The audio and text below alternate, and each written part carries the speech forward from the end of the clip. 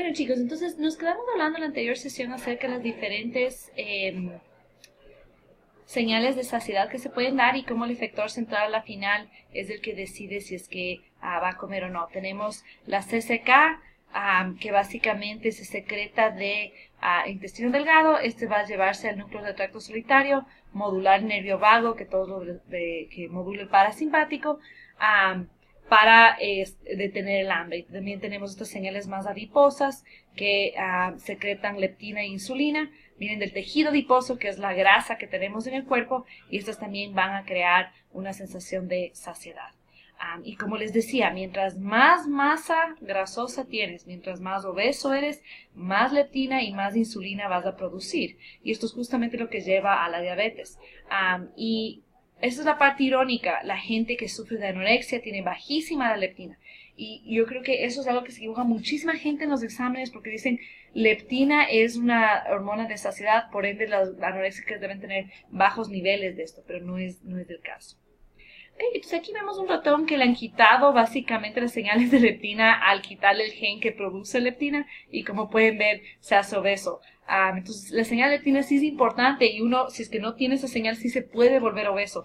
Pero como les decía, es una minoría de los obesos que uno ve que realmente tienen bajos niveles de leptina dado un problema genético. En la gran mayoría de casos, van a tener altos niveles de leptina. Y esto hace sentido porque lo que está tratando de hacer el cuerpo es de crear homeostasis. Para el cuerpo es incómodo estar obeso, no es ideal. Es malo para la postura, para los huesos, para todo. Entonces el cuerpo realmente cuando tú sufres de obesidad quiere que ya dejes de comer. Va a decir, estás con demasiada grasa, necesitas bajar de peso. Entonces el cuerpo desesperadamente trata de botar señales de saciedad para que tú no comas tanto.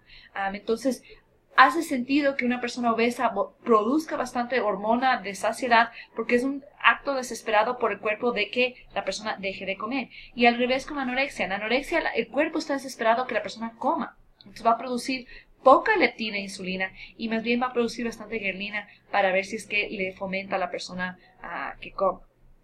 Bien. La CCK, cuando uno administra CCK a una persona, lo que va a encontrar es que va a disminuir la amplitud de los 3 ciclos por minuto y esto va a hacer que la persona básicamente tenga una sensación de saciedad. Va a retrasar el vaciamiento gástrico y esto también va a inhibir que uno coma porque básicamente es como que se detiene un poco la digestión a través de detener la actividad del nervio vago. Entonces, esto va a hacer que básicamente uno sienta saciedad y es justamente lo que sucede después de comer.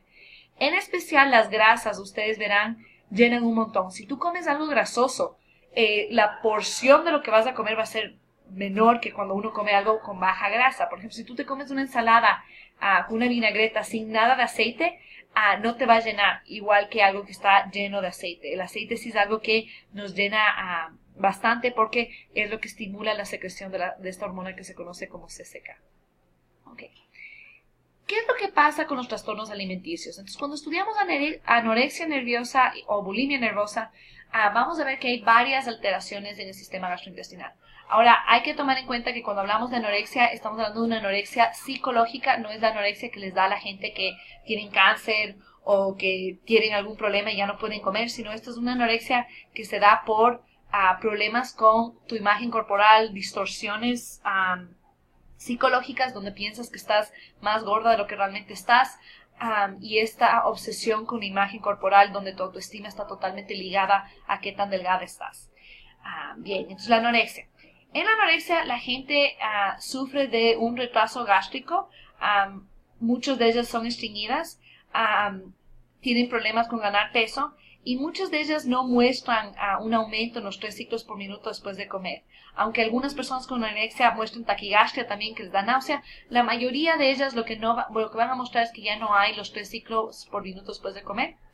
También han encontrado que las personas con anorexia llegan a ser insensibles a la grelina porque producen tanto. O sea, su cuerpo desesperadamente quiere que coman, entonces produce una cantidad brutal de esta hormona y igual la persona no come y esto lleva a que sean insensibles. Entonces las personas con anorexia, si ustedes quieren imaginarse, son personas que ignoran las señales de hambre. El cuerpo está desesperado que coman y estas personas ignoran la señal de hambre hasta que finalmente ya no sienten hambre porque son insensibles a las señales de la grelina. Es casi como que el cuerpo se da por vencido.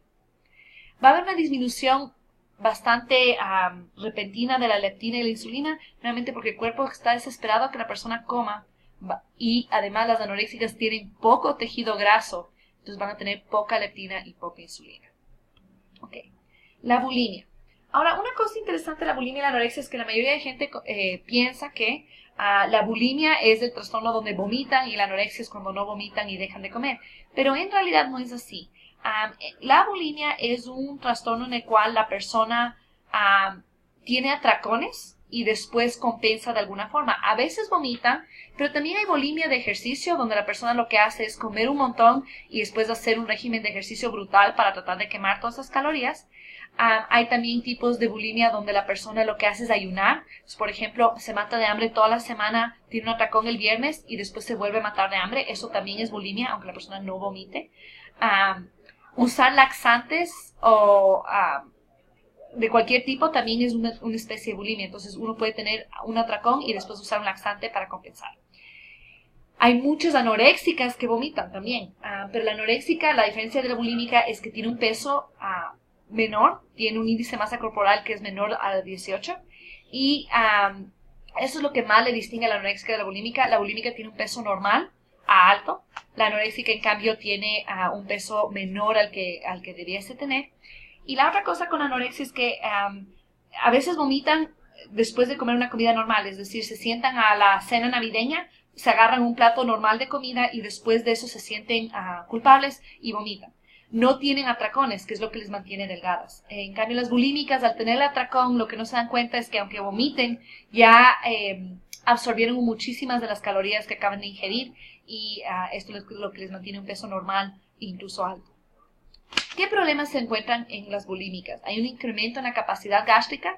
¿Qué significa eso? Un aumento en el volumen del estómago por los atracones. Entonces, obviamente esta persona, como está teniendo atracones, va a aumentar el tamaño del estómago, que es lo mismo que les pasa a la gente obesa, en realidad. A la gente obesa también tiene un incremento brutal en la capacidad gástrica. Va a haber una reducción en cuanto se relaja la parte gástrica. Va a haber un retraso en el vacío gástrico y una reducción en el CCK. El uso de diuréticos también puede cambiar el balance de los electrolitos en personas bulímicas, porque lo que hacen las personas bulímicas es vomitar e inducirse diarrea con los laxantes. Y una cosa grave que les puede suceder es que pueden tener un cambio en el sodio-potasio dentro de su cuerpo, al punto en el cual algunas bulímicas han muerto de esta forma. Algunas han entrado en coma por estar vomitando y usando laxantes, porque por lo general cuando uno se intoxica, uno dice, bueno, estoy enferma, entonces voy a tomar Gatorade y Pedialite. La gente con bulimia, como ellos mismos se han hecho vomitar y tener diarrea, ellas no piensan que están enfermas, entonces dicen, ¿para qué me voy a tomar Pedialite? Y a veces se deshidratan. Y más grave aún es que no tienen los niveles de sodio y potasio, que si ustedes recuerdan son esenciales para el potencial de acción. Y sin eso, la persona puede fácilmente entrar en coma. Ok. ¿Qué es las cosas que llevan a que una persona con bulimia tenga atracones? El ayuno es una de las cosas principales. Entonces, lo que han encontrado es que en ratones, si es que tú les matas de hambre y les haces tener un ayuno prolongado, obviamente van a comer en exceso después. Y esto está relacionado a la bulimia no purgativa, que es la bulimia donde la persona no vomita. Son estas personas que tienen ayuno y después tienen un atracón. Y después se sienten culpables después del atracón y dicen, no voy a comer 3 días para compensar todas las calorías. Cada vez que ayunan, se ponen en más predisposición al atracón, porque tienen un montón de hambre. Cuando investigan un poquito más acerca de esto, encuentran que también cosas como no dormir incrementan el índice de masa corporal y también aumentan el chance de que alguien tenga problemas con atracones. Por ejemplo, hay estudios que muestran que mucha gente obesa, por ejemplo, tienen reducciones en la cantidad de horas de sueño que tienen y esto está relacionado a su obesidad. Entonces, esto es otra cosa que puede influir sobre el hambre.